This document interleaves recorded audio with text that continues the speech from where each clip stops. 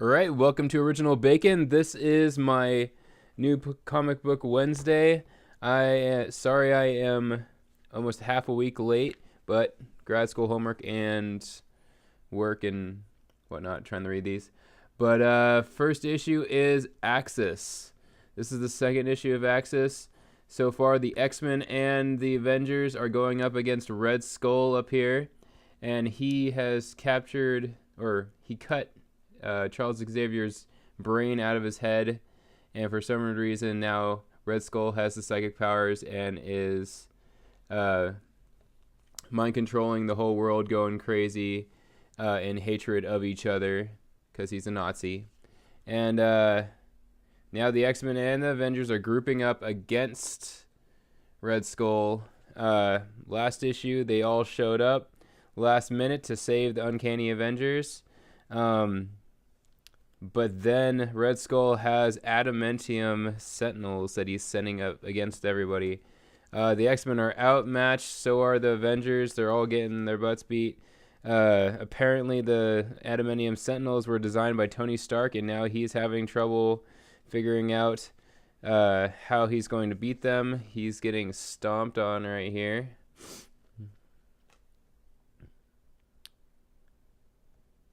And Magneto just leaves him because Tony Stark keeps on telling him that he's an evil guy, that he would never want to work with him whatsoever. And so he leaves Iron Man to be crushed, but he gets saved by Nightcrawler. And so the very last of the X-Men and Avengers that haven't fallen in battle so far are trying to come up with a last-minute plan. First off, we have the Summers boys, Havoc and Cyclops and Wasp are all attacking him, or Onslaught, and then a couple more people go, but then at the very end it's only Tony Stark, and Red Skull's about to kill him when who should come back but Magneto, and he's brought in a ton of villains with him because apparently the Sentinels were designed to hunt down heroes, not villains. Apparently the Sentinels were designed during the Civil War sequence. Next issue is Spider. This is a Spider-Man spoof of Neon Genesis. If anybody has seen that, Neon Genesis, Evangelion, that was, these little kids are in control of these giant robots, and they have emotional problems through the whole thing. But this little girl follows the same story as Neon Genesis, except for she ends up getting bitten by a spider, and now she's the only one that can control the spider, and she has it on her arm. But I like this shot right here when she's being called to go fight with Daredevil, and you have all the characters from Neon Genesis in the background in her high school. Apparently Daredevil doesn't need his armor, so there's Spider and Daredevil, and they're gonna go fight Mysterio and beat up a bunch of bad guys. It's a pretty cool thing, especially since I was a fan of Neon Genesis when I was younger. And at the end of the issue, the other members of the Spider team show up to recruit her. And we have another issue of the Spider-Verse lead up. In this, we see a McGill O'Hara of Spider-Man 2099 that's with the Avengers, and the Hunter shows up and kills him and beats up all the Avengers, and McGill O'Hara for some reason is sensing his other self dying and wonders why, and he ends up finding out that all of them have a psychic bond.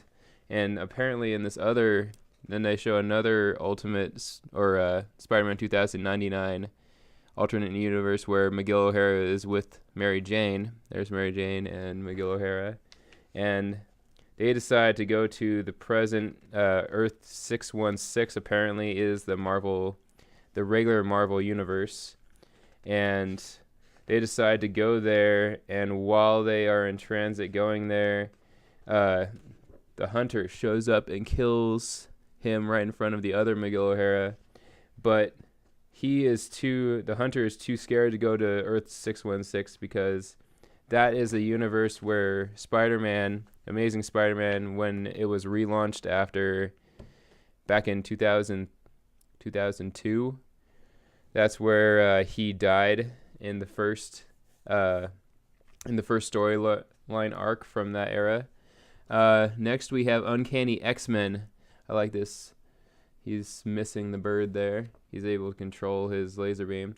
There is an out-of-control mutant that is killing everybody, and they make him think that he sees all the Avengers, that they're going to kick his butt if he doesn't get in line. And he can tell the difference because it's Rachel, not Professor Xavier, who is trying to control his brain, and he ends up getting mad when he gets tricked, and he takes down a whole helicarrier with a twitch of his hand.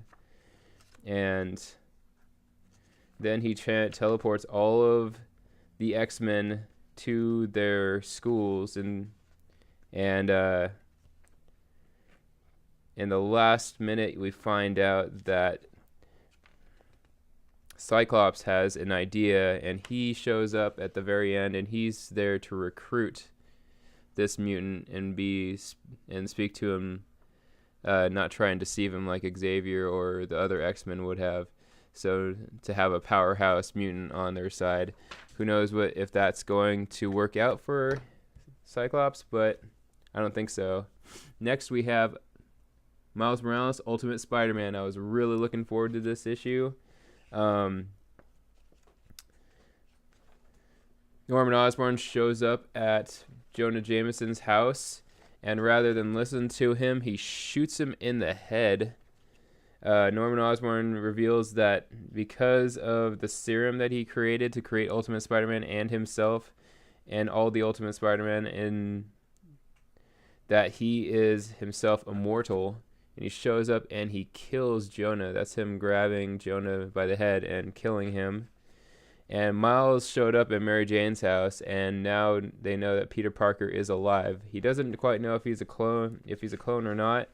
And Peter Parker reveals that he has all of the memory of of being alive and all the adventures that he had gone through, that he woke up in a warehouse. That's his clone to me, but apparently it doesn't to him. And apparently he snuck up and surprised Mary Jane, and he regrets it because he's causing a lot of the people who loved him pain. And apparently he dug up his own grave, and apparently they know that he is Spider-Man now because his body is gone. And obviously scientists would have wanted to experiment on him, so they would have dug him up.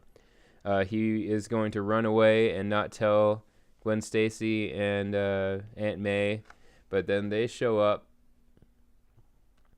to tell Peter to give Peter some support and give him a hard time, actually, also. And then Norman Osborn shows up at the house and is going to attack them again. And Peter stays in the house, or Peter's loved ones make him stay in the house. Miles goes to go and attack Norman Osborn, and he has like the shock ability. He can punch people and shock them at the same time, and he ends up knocking Green Goblin out, but not before he reveals that he doesn't even know that Norman Osborn knows Miles Morales' father. So just a bunch of hidden secrets in that series. Can't wait. That's my favorite series by Marvel right now. And then I got the last issue. Well, it wasn't the last issue there, but it's the last issue 4 of 4 of Death of Wolverine. Amazing artwork. Look at some of this stuff here.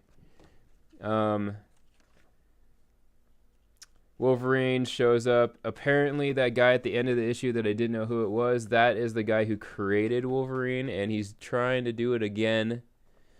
And he's about to try do the adamantium binding to. Apparently, he's done like thousands of trials to kill, and has killed every single person who he's ever done this to, except for Wolverine and X-23. And he's about to try it again, especially now that he sees that Wolverine is immortal, or that he doesn't have his healing factor anymore. The guy sends out some electrical dude to fight Wolverine. Wolverine kills him easily. You can see him crushing his skull right there, or his helmet around the skull there. He's about to send out all of the adamantium into the guys, but then Wolverine uses his claws and cuts it, and now he's covered in molten adamantium. And oh my goodness, the end of Wolverine. You know this isn't going to be the end of Wolverine. In about a year, I mean, the longest running death of a character was about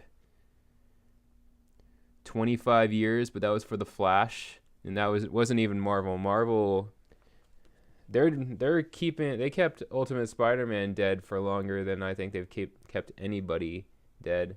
So, Ultimate Spider-Man is back now, so obviously a character as loved as Wolverine is going to be back really soon. But thank you for watching Original Bacon, and subscribe if you like it. Give me comments, and tell me about other comic books I should pick up. Thank you very much. Have a great day. Bye.